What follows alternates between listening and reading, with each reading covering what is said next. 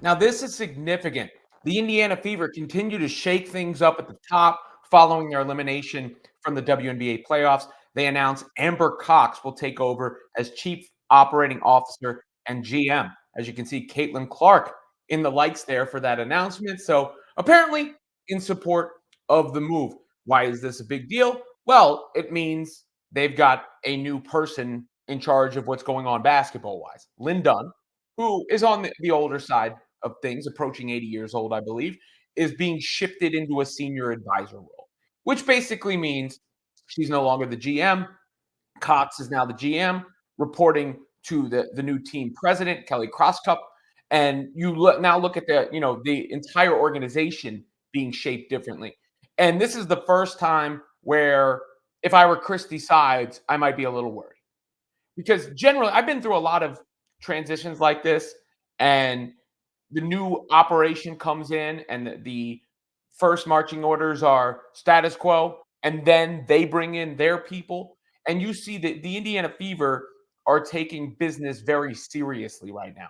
They realize what they have in Caitlin Clark, in this franchise, not only from the business and revenue standpoint. Cox was credited for the way she ran the business for the Wings and the Connecticut Sun. That's her previous experience.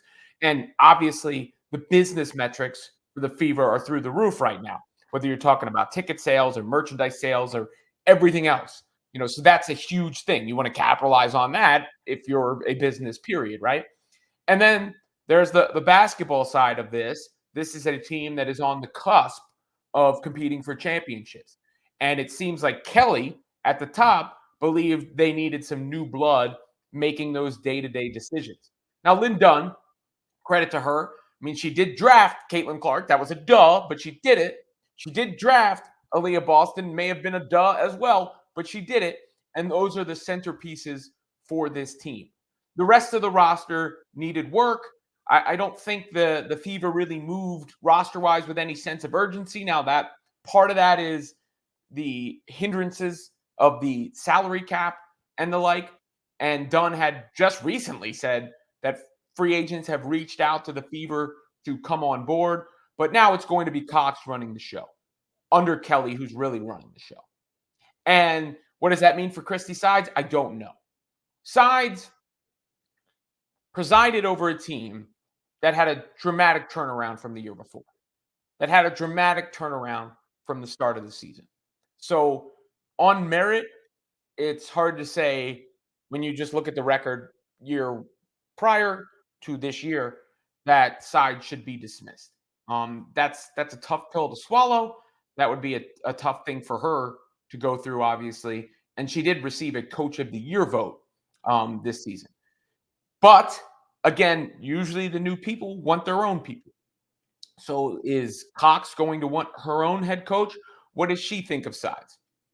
And the most important question here is, what does Caitlin Clark think of sides? That's really the most important question, because Caitlin Clark, she's not the type to want this power necessarily, but she has this power and influence. And I promise you, these big sweeping moves don't happen without talking to her, giving her a heads up, getting her thoughts on things. So I would imagine that the new GM and the new team president have asked Caitlin Clark about the head coach, or will ask Caitlin Clark about the head coach and her thoughts. And ultimately, that will be the most important factor in Christy Sides' job security, whether Caitlin Clark vouches for her or not. Because if Clark wants a new coach, there will be. If Clark was satisfied with Sides, Sides will probably stay on the sideline. Again, if I'm just speaking like from the 30,000-foot view, it's hard to say Sides should be dismissed.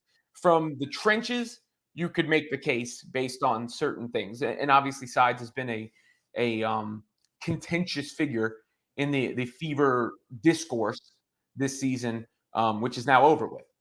But these are interesting moves. These are moves that indicate a franchise that is taking things very seriously, a franchise that understands what it has on its hands, and a franchise that wants to capitalize. Yeah, I don't think a lot of people were prepared for what was going to happen with the WNBA this season. Maybe they should have been given Clark's college numbers and 18 million people watching the national championship game and the following. But nevertheless, I don't think the WNBA was completely prepared. I don't think the Indiana Fever to start the season were completely prepared.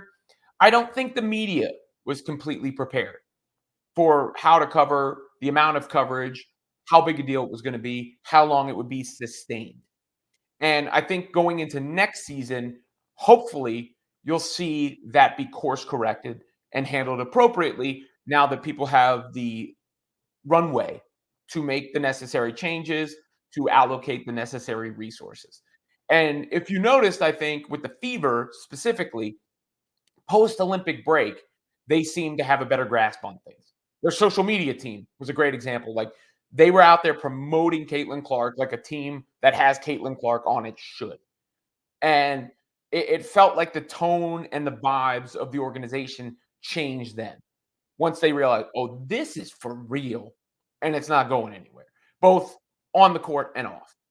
And now that they have an entire off season to change things from a business point of view and change things from a basketball point of view, you see these huge moves being made because these are huge moves. They may not, to the casual basketball fan, stand out so much because they're not the players that are on the court, um, and all that. But the Indiana Fever, let's be very clear, have completely revamped their organization in the front office. They have a new person in charge, period. So the top is different. And they have a new person in charge of what they're doing from a business and basketball standpoint. Will they have a new head coach? Remains to be seen. But the Fever are taking things very seriously. And you see that with a move like this. And, it's all obviously being announced in the offseason, right as the start of the offseason. I think talks takes effect at the end of October. So where do we have? I think free agency might be in January. The expansion draft is in December. Um, the Fever are revving up. The Fever are revving up, and I think you will see an organization that now looks at itself as a big deal, as they should.